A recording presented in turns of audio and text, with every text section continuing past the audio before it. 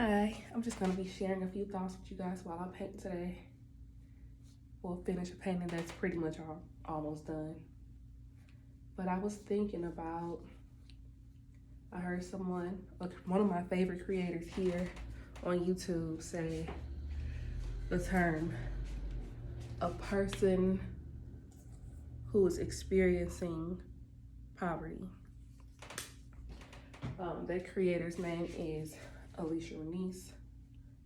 She has a page here by that name, so you can definitely look her up. She has so many good and insightful and positive things to say to people, especially Black women, especially Black women creatives, and I love her channel.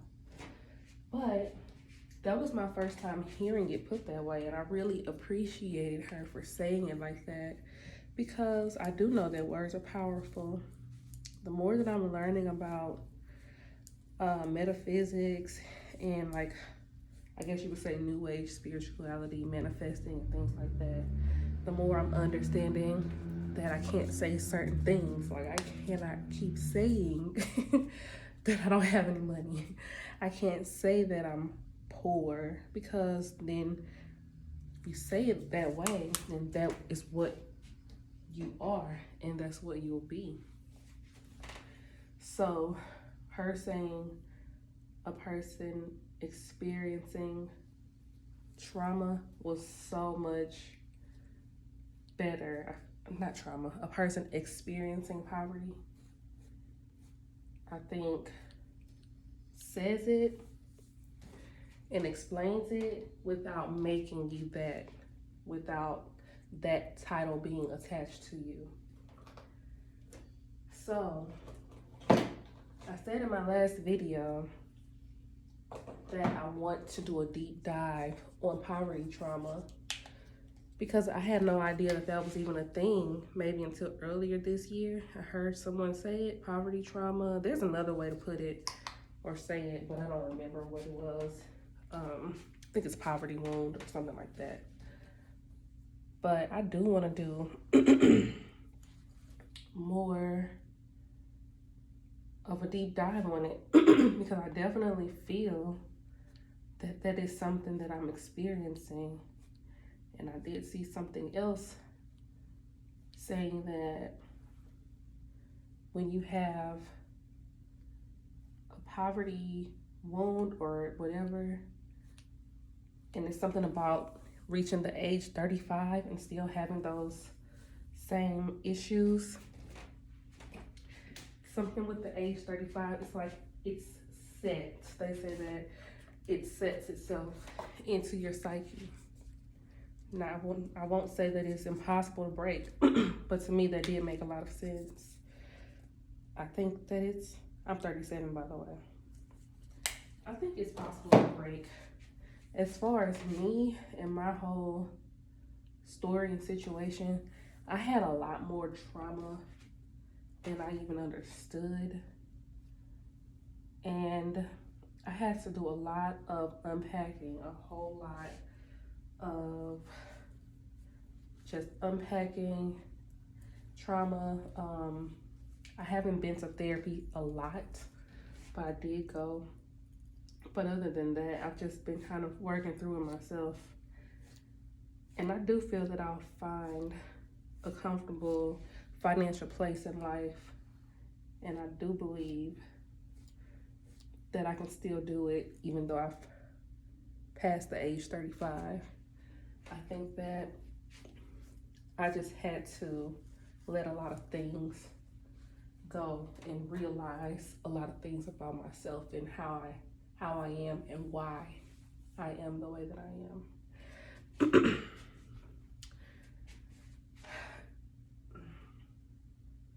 am. I had some issues when it comes to my relationship with money. I did not have a healthy relationship with money.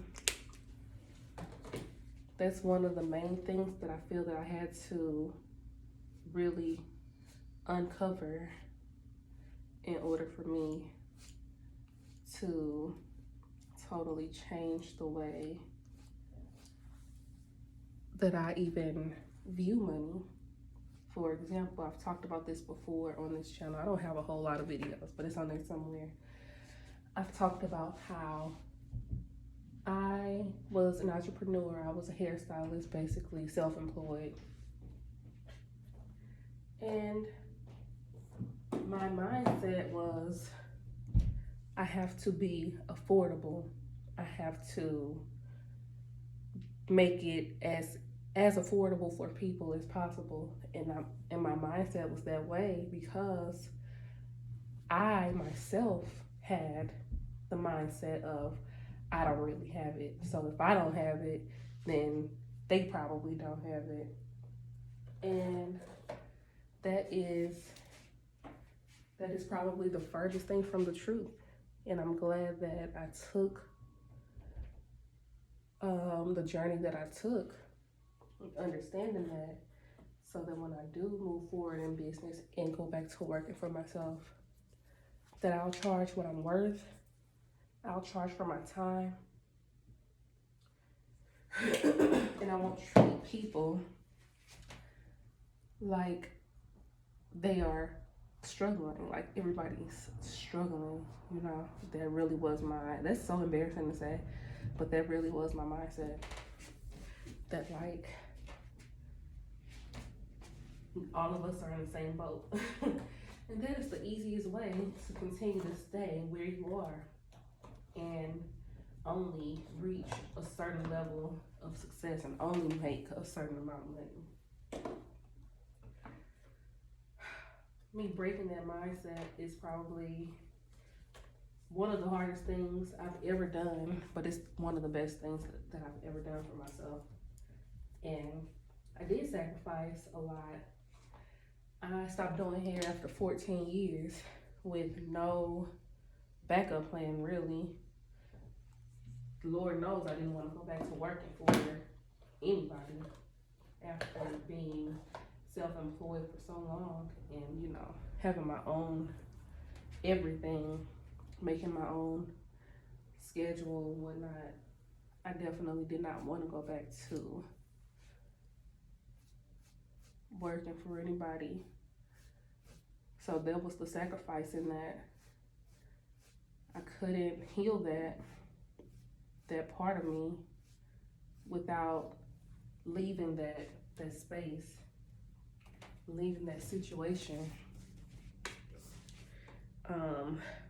leaving that comfortability of working for myself and not having to answer to anybody for anything, and just, you know, but I did that, and I'm glad I did, because now, well, after I left it, I saw it, like it became so clear to me that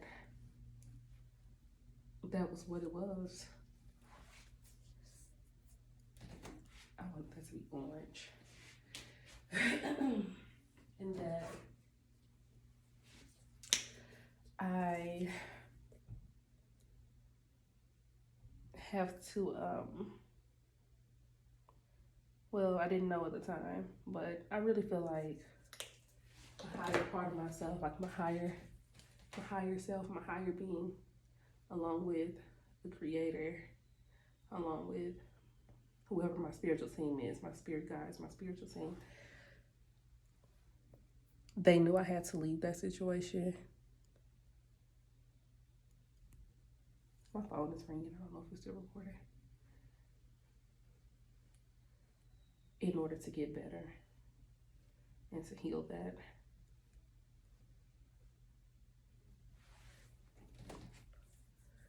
So I'm very grateful. And I am gonna do some more research on this whole poverty trauma thing and get a better understanding of the depths of it, how it starts, and how to end it. That's the most important part, is how to end it.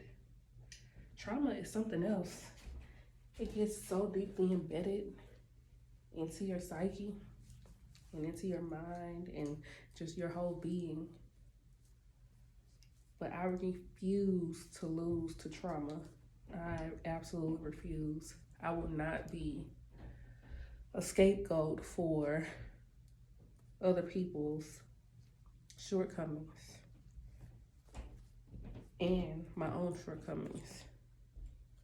Yes, I do believe in accountability, but I also believe that most of our trauma obviously comes from those who came before us and those from the outside, outsiders, their influence on us, especially when it comes to like our past, slavery. You know, there's no way that we could have avoided the trauma that came from that. But what we can do is fix it. But that's it. I'm almost done with this painting. I'm gonna go in and add some more hair curls because this is actually supposed to be like a light reflecting or like a camera reflection type thing, the little halo. I think I'll go around it with like a blue. Actually, let me do that now. A blue and white, light blue and white outlining to give it that illusion that that's what it is. But yeah, but I say it's been a journey. My life has been a hell of a journey. I've been trying to get out of the poverty trap for my whole life. People might think that's funny or silly or whatever, but I've learned so much about myself, and I finally have given myself grace and forgiveness for that, because there are things that were beyond my control. For one, having some disorders, like mental disorders like ADHD, depression, and things like that. It's one of the main factors that I didn't realize was keeping me kind of stagnant. I've learned a lot about that over the past year. Having executive dysfunction, having unhealthy patterns like not being able to work, not being able to maintain a job for a long period of time. Even with me doing hair, like I said, I did hair for 14 years. This might not be enough. Even with me doing hair, I still didn't do it for the whole entire time, you know.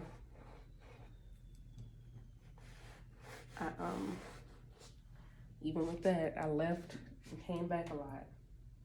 I just didn't really have any stability, and I understand now that that was due to me having ADHD. So, yeah, when you have unresolved issues, unresolved medical issues, and mental health problems, undiagnosed and things like that, it will absolutely affect your life, you know. So I have to give it to myself these days, because I've actually done pretty well for somebody who has some of the issues that I have. I have fallen a lot. I've lost jobs. I've lost places to live and all that. But I always bounce back. And even like now, 3 years ago, I didn't even have a place of my own. And I had just lost my car to a bad car accident. And now here I am, back in a place of my own, furnished, still bouncing around when it comes to jobs, which, you know, that is what it is. Hopefully once I get myself settled with being medicated for ADHD, that'll stop. But I do believe that I'll have success in working for myself again. So I'm not too worried about it. I'm really not that pressed about it. You know, not working. People might not be happy about it, but those people aren't me. So it really doesn't matter. When I say people, I mean like my family. oh my God, they want me to just have a job so bad, like a steady, good job or whatever. I feel them, but I'm not them. They're not me. And I do things my own way. I don't have to have a job because I 100% believe in myself and that I'll be able to sustain a healthy and happy lifestyle through my talents and my gifts, through my arts, and through what I can offer to the world. I have a lot more to offer than just being on somebody's clock for 8 hours a day for 40 hours plus a week. I just think there's more to life. Children are my #1 priority. And that's something I really want to pursue. Either having a nonprofit or working for one, volunteering, whatever I have to do. That's what I'm going to do. And I'm going to create. And I'm not going to be stressed out because I choose to be a creative. I'm going to be well off enough to do it and maintain it. So that's it. I'll mess around with this for a little bit, but if you watched this video, thank you for joining. Share any thoughts that you have in the comment section.